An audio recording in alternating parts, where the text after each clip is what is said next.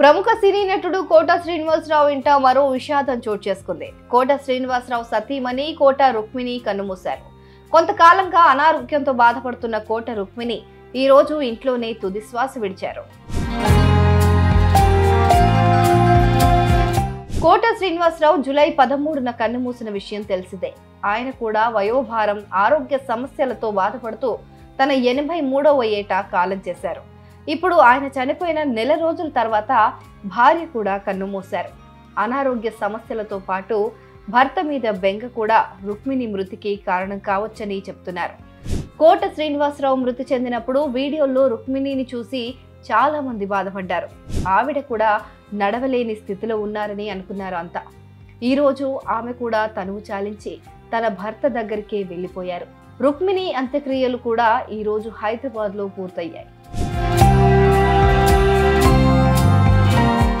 1966లో కోట శ్రీనివాసరావు రుక్మిణిల వివాహం జరిగినట్లు సమాచారం. ఈ దంపతులకు 3 సంతానం, 2 కుమార్తెలు, 1 కుమారుడు. కోట సినిమాల్లో వెలుగు వెలిగిన వ్యక్తిగత జీవితంలో మాత్రం ఆయనకు చాలా ఎదురు దెబ్బలే తగిలాయి. 1973లో రుక్మిణి డెలివరీ సమయంలో ఆమె తల్లి చనిపోయారు. తల్లి మరణ వార్త విని రుక్మిణి షాక్కు గురయ్యారట. ఆమె మైండ్ డిస్టర్బ్ అయిపోయిందట.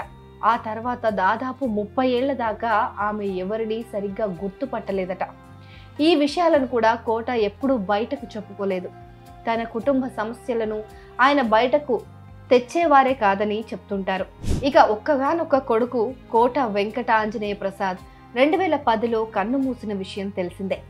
హైదరాబాద్లో జరిగిన యాక్సిడెంట్లో ఆంజనేయ ప్రసాద్ ప్రాణాలు కోల్పోయారు. కొడుకు మరణం కోట శ్రీనివాసరావును బాగా కుంగదీసిందే.